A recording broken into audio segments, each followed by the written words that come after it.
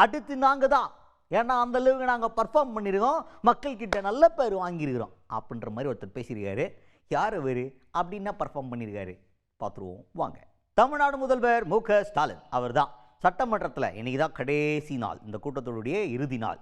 So இந்த கூட்டத்தொடரில் அவங்க வந்து கடைசியாக நாங்கள் பண்ண சாதனைகள் என்ன அப்படின்னு பேசணும்ல, அந்த மாதிரி பேசும்போது என்ன சொல்லியிருக்காருன்னா 2026 எலெக்ஷனில் அடுத்து நாங்கள் தான், ஏன்னா அந்தளவுக்கு மக்களுக்கு நல்ல விஷயங்கள் பண்ணியிருக்கோம், நல்லாட்சி கொடுத்துருக்குறோம் அப்படின்னா மக்கள் எங்களுக்கு கண்டிப்பாக ஓட்டு போட்டு எங்களுக்கு ஜெயிக்க வச்சுருவாங்க அப்படின்ற மாதிரி கான்ஃபிடென்ட்டாக பேசியிருக்காரு. அது மட்டும் இல்லாமல் இப்போது மட்டும் கலைஞர் கருணாநிதி அவர்கள் இருந்திருந்தால் முன்னாடி என்ன சொல்லுவாருன்னா, ஸ்டாலின் என்றால் உழைப்பு உழைப்பு உழைப்புன்னு சொல்லுவார். இன்றைக்கி மட்டும் அவர் இருந்திருந்தான்னா ஸ்டாலின் என்றால் சாதனை சாதனை சாதனை அப்படின்னு என்னுடைய சாதனையை பற்றி பேசியிருப்பார் அப்படின்ற மாதிரியும் ஸ்கோர் போட்டிருக்காரு சிஎம் மு.க. ஸ்டாலின் அவர்கள்.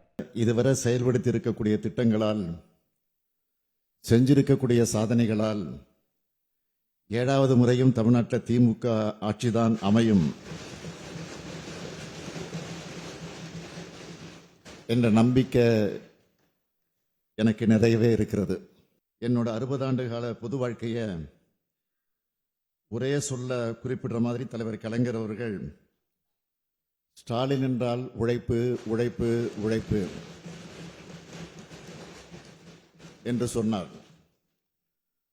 அவர் இன்னைக்கு நம்மோடு இருந்திருந்தா ஸ்டாலின் என்றால் சாதனை சாதனை சாதனைன்னு நெஞ்சு நிமித்தி கம்பீரமா சொல்லியிருப்பார்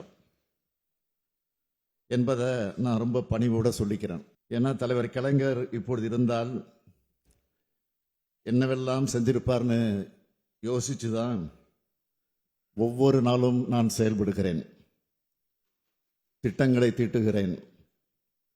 தலைவர் கலைஞரின் எண்ணங்கள் தான் இந்த அரசினுடைய செயல்கள். நெக்ஸ்ட், நான் எப்பவுமே என்ன முன்னிலைப்படுத்திக்க விரும்பவே மாட்டேன், எனக்கு தன்னடக்கம் ரொம்ப ஜாஸ்தி அப்படின்னு யார் சொல்லியிருக்கிறது? நம்ம முதல்வர் மு.க. ஸ்டாலின் ஐயா தான். அவர் என்ன சொல்கிறாருன்னா, வழக்கமாக இப்போ ஏதாவது ஒரு கட்சி ஆட்சிக்கு வந்ததுன்னா, இப்போ உதாரணத்துக்கு காங்கிரஸ் கட்சி ஆட்சிக்கு வந்தப்போ காமராசர் ஆட்சி அப்படின்னு சொன்னாங்க, அப்புறம் அதிமுக வந்தப்போ எம்ஜிஆருடைய ஆட்சின்னு சொல்லுவாங்க. இந்த மாதிரி அந்த தலைவர்களுடைய பேரை வச்சு அந்த ஆட்சியை சொல்லுவாங்க. ஆனால் நாங்கள் ஆட்சிக்கு வந்ததுக்கப்புறம் என்ன சொன்னோம்?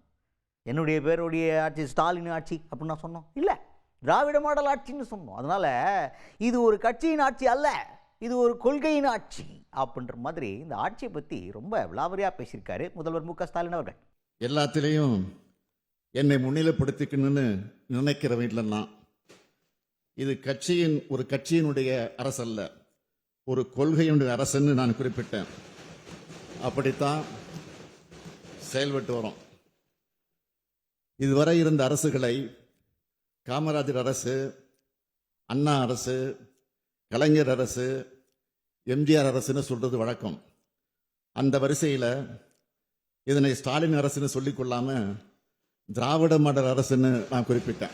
அதுக்கடுத்ததா இப்போ நான் சொல்ல போகிற மேட்ரை கேட்டு நிறைய பேர் டென்ஷன் ஆகலாம், நிறைய பேருக்கு வந்து குபீர் சிரிப்பு வரலாம். ஏன்னா திமுகவை எதிர்கட்சியை சார்ந்தவங்கலாம் வைக்கிற முதல் விமர்சனம் என்னன்னா, சட்ட ஒழுங்கு சிரிச்சு போய் கிடக்கு அப்படின்றது தான். அந்த மாதிரி பேசிக்கிட்டு இருக்கும்போது சட்டமன்றத்தில் போய் என்ன சொல்லியிருக்காருன்னா, தமிழ்நாட்டில் சட்ட ஒழுங்கெல்லாம் சூப்பராக இருக்கிறதுக்கு காரணமே எனக்கு கீழே இருக்க காவல்துறை தான் அப்படின்ற மாதிரி ஒன்று போட்டார்.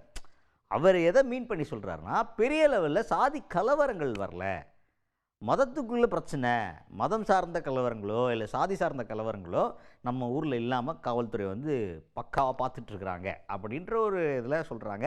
அப்போ தனிப்பட்ட குற்றம் உங்களால் நடந்துக்கிட்டு இருக்கே, தனி மனித குற்றங்கள் அப்படின்ற ஒரு கேட்டகரி ஒன்று நடந்துக்கிட்டு இருக்கு, அதுலேயுமே சாதி பின்னணி சார்ந்த குற்றங்கள்லாம் நடந்துக்கிட்டு இருக்கே அப்படின்ற கேள்விகள் உங்களுக்கு வரலாம். ஆனால் அவர் ஜென்ரலைஸ்டாக சொல்லியிருக்காங்க, பெரிய கலவரம் பெரிய ரயட் எதுவும் பெருசாக தமிழ்நாட்டில் அவுட் பிரேக் ஆகலை அப்படின்றதுக்கு காவல்துறை சிறப்பாக செயல்பட்டு கொண்டிருக்கிறது அப்படிங்கிறதுக்கான காரணம் தான் அது அப்படின்னு ரொம்ப பெருமையாக பேசியிருக்காரு காவல்துறையை பற்றி. தமிழ்நாட்டில் நிலவ இந்த அமைதிக்கு காரணம் என்னுடைய துறையான காவல்துறை.